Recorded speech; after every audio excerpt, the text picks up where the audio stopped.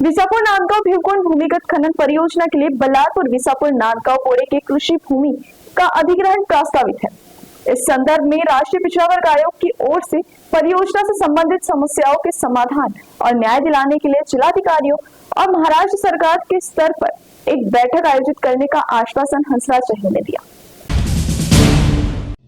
विसापुर नांदगांव भीमकुंड भूमिगत खनन परियोजना के लिए बल्लारपुर विसापुर नांदगांव पोड़े में 802 हेक्टेयर कृषि भूमि का अधिग्रहण प्रस्तावित। इस परियोजना के संदर्भ में वर्ष 2024 में पर्यावरणीय जन सुनवाई आयोजित की गई। लगभग 65 वर्ष की अवधि और 1.08 मिलियन टन प्रतिवर्ष कोयला उत्पादन क्षमता वाली इस भूमिगत खदान के अधिग्रहण को लेकर परियोजना पीड़ितों में काफी संभ्रम है। परियोजना के भूमिगत स्वरूप परियोजना पीड़ितों को प्रस्तावित संपूर्ण भूमि के अधिग्रहण का लाभ नहीं मिलने का भ्रम वेकुली के बजाय एक निजी कंपनी सनफ्लैक्स आयरन एंड स्टील द्वारा अधिग्रहण, अनिर्धारित अधिग्रहण प्रक्रिया और भूमि की प्रति एकड़ दर, रोजगार की अनिश्चितता के कारण परियोजना पीड़ित परियोजना का विरोध कर रहे हैं। इस पार्श्व भूमि पर संबंधित गाँव के परियोजना प्रभावित लोगों ने परियोजना के संदर्भ में ओबीसी आयोग के राष्ट्रीय अध्यक्ष और पूर्व केंद्रीय राज्य मंत्री हंसराज अहीर को व्यक्तिगत रूप से अपनी शिकायत सौंपी और इसे गंभीरता से लेने और न्याय दिलाने के लिए कहा। किसानों के मन में भ्रम को दूर करने और उनके हितों को प्राप्त करने की पहल करने के लिए छत्रपति शिवाजी महाराज कृति समिति द्वारा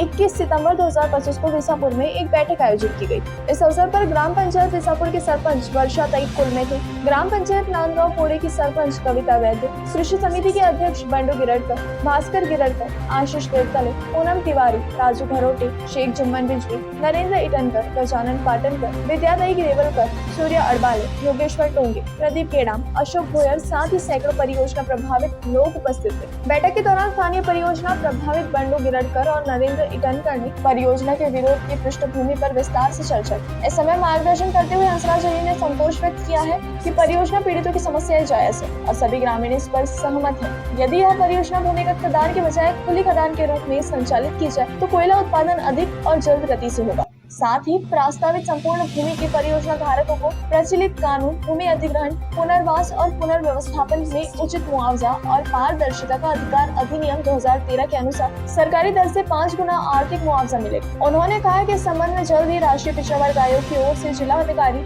और महाराष्ट्र सरकार स्तर पर एक बैठक आयोजित करेंगे और परियोजना से जुड़ी समस्याओं का समाधान और न्याय दिलाने का प्रयास करेंगे।